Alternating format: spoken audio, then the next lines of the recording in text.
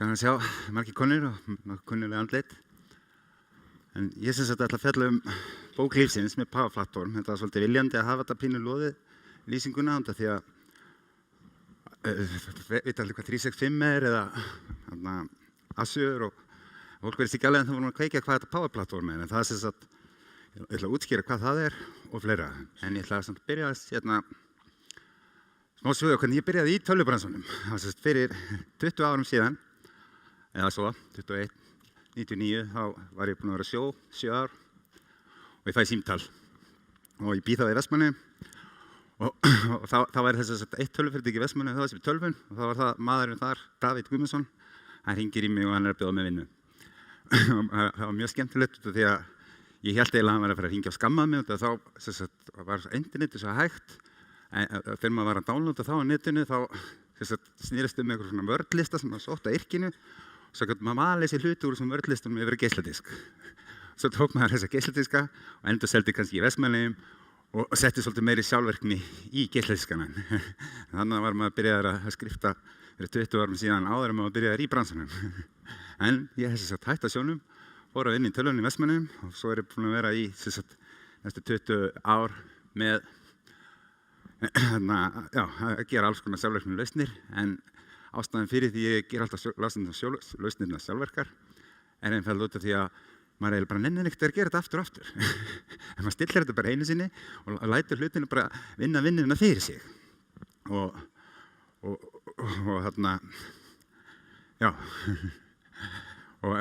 þannig þarft þú að gera sem minnst. Og ég man bara eftir því að löngu áður en öll þessi þægilegu tól voru komin í dag og maður var að nota eitthvað svona BAT-skriftur eða VAF-B-skriftur til þess að gera lífið auðveldara. Þá urðu allir svo strax ánægðir með það. Maður kannski biður að senda skýrslu einu sinni og taka saman einhver gögn og maður ákveða frekar í rauninu að gera þetta einu sinni, maður örugglega beðið þetta aftur og setja þetta bara strax upp sjálfkrafa og þá strax urðu allir miklu meira ánægðir og það þurfti ekki að biðja þetta og þetta kom bara sjálfkrafa og þannig hefur maður verið að þróa lausnir í gegnum tíma. En svo er ég að vinna í Sensa og við erum með svona fullt af kerfum. Það er eitt kerfi fyrir tímaskráningu. Það er eitt kerfi fyrir, ef þú ætlar að vera frí svo hópurinn sjáu það, svo er eitt kerfi fyrir sumarfrísdaga og eitthvað svona og ef maður ætlaði að fara í sumarfrí þá þurftum maður að skráða þessu upplýsingar í öll þessi kerfi og mér fannst það bara mjög leiðilegt. Það hlýtur að vera einhver einfaldri leið til þess að gera þetta og eins þegar maður er að onboarda með nýja notendur það er svo mikið handvirkt ferlið eins og niður í Sensa þá voru þetta einhverjir 15 mismunandi kerfi sem þurfti að stofna notendurnar í. Þannig að það var svolítið mikil vinna og maður sá þá svo mikið hvað það hjálpaði að gera þessi ferlið svona sjálfkrafa og þá hætti líka mistökin að vera og mistökin að vantaði notandi eitt grúpa og kannski mistök sem kom ekki í ljós þá fyrir löngu seinna og var kannski ekkert endilega hægt að reikna inn í sem vandamál við onboarding-ferlið þetta var bara eitthvað sem gerðist og enginn vissi okkur og ég vil bara það leiði vera tilfallandi.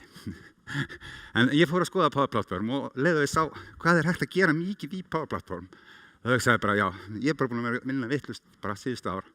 Núna ætla ég að læra að vinna betur og fór að stúdera Power Platform svolítið út í gegn. Og það er það sem ég ætla að tala En út af því ég er búinn að vera að vinna svo lengi í Skype og Teams og svoleiðis, þá sá ég alveg að það var kannski ekki endilega betra að nota automation í allt út af því það er svo mikið til fyrir í þessu kerfum sem maður átti.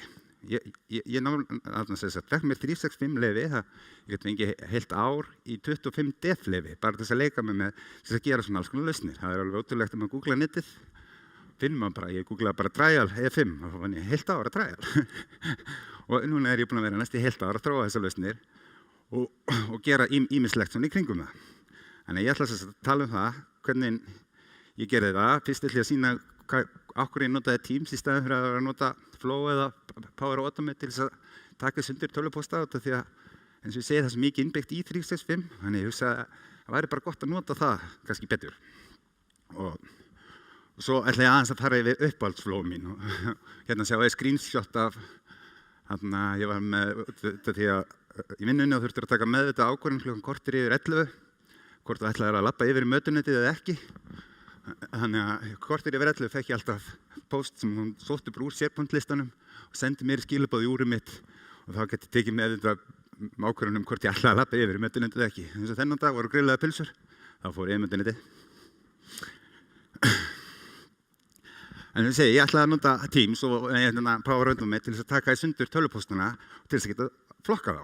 Eins og hérna ég með mörg börn í grunnskóla og með mörg börn í grunnskóla þá getur verið að fá eins og einu föstudegi, það fekk ég kannski 8 mismunandi skjöl og inn í þessu skjölum voru kannski 3 mismunandi tímasetningar hjá mismunandi börnum sem þurfti að muna. Þannig að pælingin hjá mér var alltaf að nota Flow til að taka skemmtilegu tímana eins og kalendarið og setja það yfir í kalendarinn hjá mér svo ég þyrfti ekki að gera það og ég þyrfti ekki að vera að muna þetta. Þannig að ég byrjaði, en svo sá ég að það var svolítið mikið vinna í þetta er svolítið margir tölvupóstar og það getur verið mörg viðhengi og mikið vesen að vera svona automate þetta beint upp úr Gmailunum minni. Ég vildi ekki vera að færa þetta yfir í 365 út af því að þetta er náttúrulega persónulífið mitt en ekki vinna mín. Þannig ég vildi hafa þetta samt svolítið eins. Þannig ég ákvað það ef ég notaði þessar channels í Teams og forvitaði bara úr Gmail eins og hver skipti ég fæ post frá mentor eða kemur sníkla postur frá postinum þegar ég er í svona rafræniskönnun og þá fer þetta bara allt inn í sitt síló, inn í Teams hjá mér og þá er hún með þetta svona sortur á. Hérna sér maður í rauninu bara skjölin sem að koma með, þannig í staðin fyrir að gera Flow á nýjan tölvupost í Gmail þá get ég gert núna bara Flow á nýtt skjal inn í Teams-rásina og þá get ég látið sjálfvirkni koma áfram þaðan eitt frá. Ef þetta er til dæmis pósturinn minn og þetta er PDF-skjal með reikning þá gæti ég rauninni notað innbyggða gervigreind í Azure til þess að segja mig hvað er á reikningunum og setja ná viðkomandi stað í bókhaldið því að þetta er náttúrulega ósortur gögn út af þau koma í sníklaposti og verið þar alveg ekki eins mikið sorturið. En ástæðan fyrir ég nota alltaf mig sem dæmi út af því að mér finnst svolítið erfitt að útskýra hvað er hægt að gera með Power Platform og fyrirtækin finnst þetta oft svolítið of gott þess að vera satt. Þannig ég ákvað svolítið að setja mig upp sem fyrirtæki þannig að ég geti sýnt þetta svolítið á þann máta og allir geti séð það sem ég verið að sjá. Svolítið svona sjá ljósið í Power Platform. Og þá lítur þetta svolítið svona út í Teams og hérna erum við með úr mentor mikið sem að færa frá skólum og þetta er ýmiss konar upplýsingar og þetta er líka svo þægilegt út af því að í Teams það fær maður alltaf tilkynning líka í úrið og í síman. Þannig í staðin fyrir að vera að leita alltaf eftir þessum upplýsingum á mörgum stöðum og er í rauninu bara sestirna við hliðina, í rauninu allar channelinnar og er bara eins og skattmann og allt frá skattinum eða mentor eða LinkedIn. Þetta hefur bara eða börnunum, þetta hefur allt sína rás og öll gögnin safnast þarna undir og svo þegar maður ítir á gula takkan þarna uppi sem er SharePoint og þá lítur þetta bara svona út. Þá er í rauninni Office 365 búin að greina gögnin á þess að ég sé nokkuð byrjar að vinna neitt með Flow eða neitt út af að þetta er í rauninni bara innbyggt í 365 að þegar þetta koma gögn inn í Teams að fara þau sjálfkrafa yfir í SharePoint og þau eru greind af innbyggðri gervigreind í Office 365. Þannig að þarna sparaði mér rosalega mikla vinnu sem ég ætlaði að gera í Power Automate með því að nota bara innbyggða greindinni sem er inn í Teams. Og það er rosalega þægilegt að vinna með persónulega gögnin sín svona öll á einu stað. Maður er bara að skoða eitt upp og ég kannski ekki komið ennþá með sjálfvirknina yfir en þetta er allt í vinnslu. Hérna gerði ég með teikningu að því hvaða væri sem að þegar maður byrjar að hanna svona kerfi þá þarf alltaf svolítið að sittast niður og segja hvað er það sem við ætlum að gera í þessu, hvaða vandamál er það sem við ætlum að leysa. Þannig að hérna eins og eitt dæmi hjá mér var þú getur búið til reglu á ef þú fær til dæmis innkaupa póstastreymilinn þá ef þú notar til dæmis Síminn Pay eða Netgyro eitthvað þá færðu póstastreymilinn í tölvupósti og þá geti í rauninni búið til reglu í Flow út frá þeim tölvupósti sem þið taka vörurnar og setja inn í ísskápinn sem er eitthvað svona lagar þannig að það heldur búið til sjálfkrafa greiningu á hvað væri til í ísskápnum hjá þér eða eitthvað álíka eða tekið bara eins og bankagögn og fleira og greint svolítið út frá því og búið það til svona hálfgera Facebook tímalínu af gögnunum þínum. Þetta er eins og maður er með líka svolítið mikið af gögnum, maður er kannski með hreyfinguna í úrinum, maður er með hreyfinguna í símanum og maður vantar svolítið að hafa allir gögn á einu stað til þess að geta verið með yfirsýninni á þetta. Og þá fann ég Power Platform og í Power Platforminu þá ertu með öll þessi forrit sem að flesti þekkja. Ég veit að rosa margir að nota Power BI því að það er náttúrulega búið að vera mjög ofalega fyrir skýrslur og analytics hjá Gartner alveg mörg síðustu árin. og svo ertu með þess að Power Automate sem það sem kallað Flow áður, alltaf að rýbrenda öll þessu gögn, en það í rauninni það sem ég nota mest til þess að tala á milli kerfa, því að þetta í rauninni bara API að tala við API-in, þannig að nánar út í það eftir. En það sem gott við Power Platformið að í grunninn þá nota þær það sem kallað Common Data Model sem í rauninni oft miskilið við eins og CDS-in sem þá Common Data Service. En Common Data Model í rauninni bara svona blueprint á því hvernig gögn eiga að líta út. Og í staðinn fyrir allir forritunum sé alltaf að búa til mismunandi nöfn yfir alla reitina í forritunum sem var að búa til, það snýst þetta svolítið að reitirnir heiti það sama. Þegar notandi alltaf notandi, hann hefur alltaf símanúmer og hann hefur e-mail og kennum til og þessi reiti. Og svo þarf við hliðina þar með þess að Common Data Service. Og það sem Common Data Service eins og við segja þetta í rauninni bara API. Og út af þessi API í skínu, þá rosalega auðvelt að tala við það. Alveg sama hvar kerfið þitt start, hvort þú sért með kerfið þitt on-premise eða hvort það sé í einhverjum öðrum skíaþjónustu eða hvað sem því að það sem góða við þessi skí er alltaf svo auðvelt að tala við önnur skí. Því að öryggið bara innbyggt í samskiptunum með certifikatum með hvernig það Og þess að Common Data Service það í rauninni bara þess að tilbúinlega sem þú þarft í rauninni ekkert að vera að hafa áhyggjur af. Því að þetta jú í Azure og þetta bakkað upp inn í 365 og þú getur fengið sandbox umhverfið til að vera með þróunar umhverfið, þannig að þú þarft ekki að vera að gera breytingar á lifandi umhverfum. Og þetta í rauninni, CDS-in ekkert annað heldur en Azure Blob Store, einhver database og fullt af einhverjum púlum. Og inn í því, það getur geymt í rauninni hvað sem þetta getur verið gagnagrunnur, þetta getur verið hvað sem en svo bara spurningum hvar gögnin eða hvar þú vilt hafa þau. Það svona allt snýst að gera góða teikningu af þessu þegar maður að byrja. Eins og segja, Common Data Service og svo náttúrulega það sem góða við Power Platformið og CDS-ið og þetta allt partur af Azure og þetta í skíinu og þá mjög líklegt að þú getur fengið í rauninni allar þær tengingar. Eins og segja, CDS-in svolítið bara það besta úr Azure en í rauninni gert fyrir svona analytics og svona, öppin. En við förum kannski bara aðeins yfir söguna á Power Platforminu. Eða í rauninni hvaða var sem hvernig þetta þróaðist. Það að flestir þekkja úr þessu Power Platformi þessi CRM-in, eða Customer Relation Management tólið sem allir voru með fyrst inn í Outlook. Og svo hefur það tól þróast alltaf yfir árin og núna síðast breyttur þessu 2017 yfir þetta heitir Dynamics 365.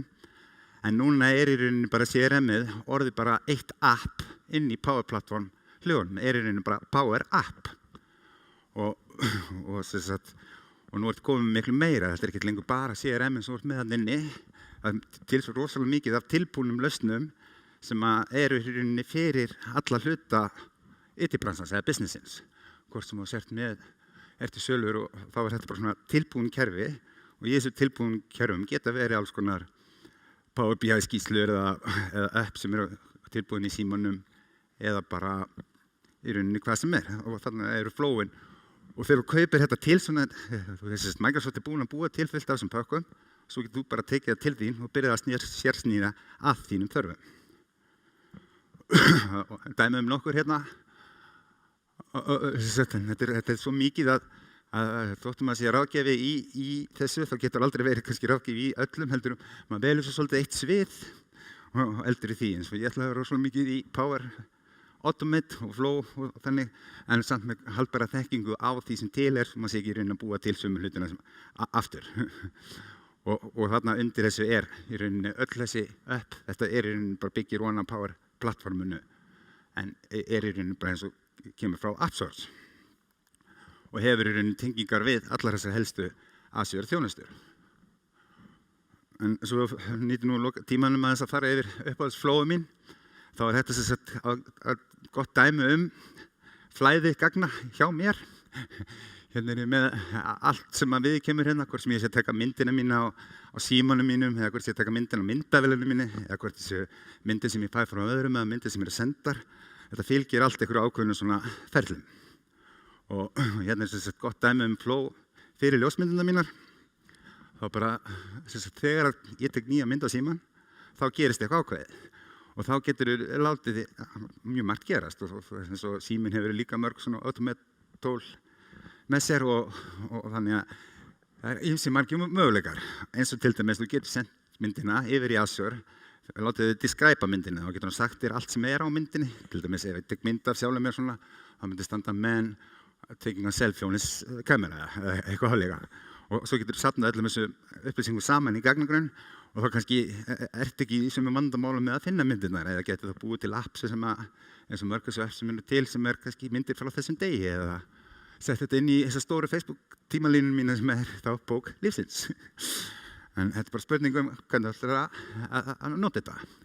Og það sem mér finnst skemmtilegast að nota flowið í að taka svona löng og erfið ferli eins og ég vann mikið með Skype og Teams og þá þarftu að búa til símanúmer og það getur verið í þessu kerfi og þú þarft að vita hvort það sé on-premise eða on-cloud og alls konar stillingar og attributar sem þú ert að setja inn. En þá er það miklu auðveldur að vera bara með þetta í einu flói. Það kemur eitt samþykkta póstur og það er í rauninni tæknimaðurinn þarf aldrei að gera neitt og það er búið að gera alla vinnina fyrirfram bara með konfegi. Og gera þetta svona skemmtilega. Þetta er bara screenshot af samskiptaferlinu þegar einhver var að sækja símanúmer. Og ég vildi, þegar þetta eru sjálfkrafa þá hefur í rauninni engan, getur kannski ekki fylgst með því hvað að gera, hvort allt inn í símanúmer er búin, þannig að gott ofta að setja samþykktarferli inn í þetta. Þannig að kannski bara allir konum með símanúmer og allt búið og enginn veit að það þarf að gerast þetta þegar það er ekki búið að semja næsta ferlið í sjálfvirkninni. Og svo eins og hérna, svo ertu með í rauninni líka möguleikann á tökkunum. Og tökkunni getur verið annars vegar físiskir eða bara app í símanum. Og eins og hérna, þá þetta, kalla þetta sig uppáhaldsflóið mitt fyrir utan myndaflóið, það var hérna, svo maður getur alltaf verið vel upplýstur hvað væri í matinn. Eða þegar, eins og var í gamla vinnustanum, þá varst kannski út úr húsinu daginn, þá getur þrekla að senda tölvupóst á eitthvað sem heit viðvera@fyrirtæki.is. En þá var þægilegur fyrir mig að búa bara til flow sem sendi tölvupóst á viðvera og þá gæti ég bara verið með texta með því sem átt að vera.